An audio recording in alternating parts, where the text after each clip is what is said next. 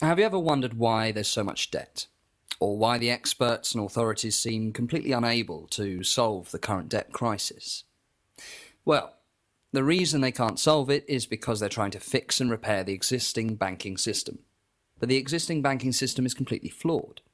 It's the existing system that has buried all of us under a massive mountain of debt. In the next 3 minutes, I'll show you how the design of the banking system guarantees that the vast majority of people end up in debt, and why allowing the banks to go back to business as usual would be the worst thing for the economy and for society as a whole. But first, where do you think all this debt came from? Many people would assume that a bank needs to get money from a saver before it can make a loan to a borrower. After all, isn't that what banks do? Taking money from people who want to save it and lending it to businesses and people who need to borrow. Well, not exactly. Here's a fact that not many people know.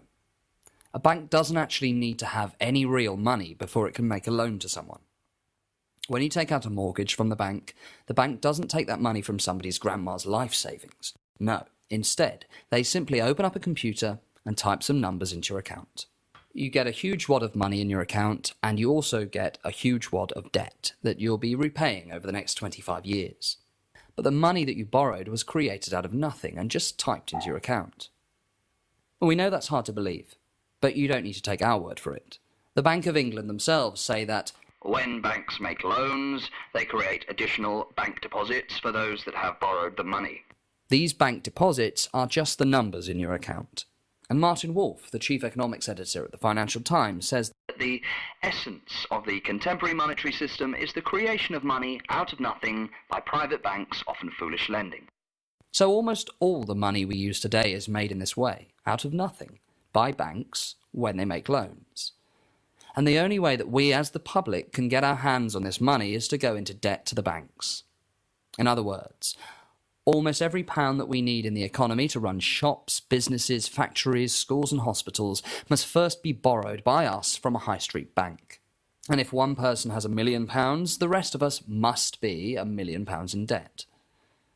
If we try not to go into debt, then the banks would be unable to create money and the economy would grind to a halt. This is effectively a whole-scale privatisation of the power to create money. I know what you're probably thinking, but this is no conspiracy. We've been through over 500 documents from the Bank of England to make absolutely sure that this is how the system works. From this research, we've developed a simple solution to the debt crisis. It involves removing this power to create money from the banks and making sure that money, whether it's cash or electronic money, can only be created by the Bank of England. Any new money would be created and spent into the economy instead of being lent by banks to people who already have too much debt.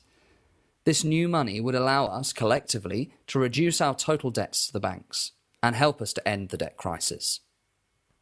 The authorities are trying to patch up a system that is fundamentally broken. If we let them continue, then we will all end up even deeper in debt. And problems like poverty, extreme inequality and economic chaos will get worse and worse.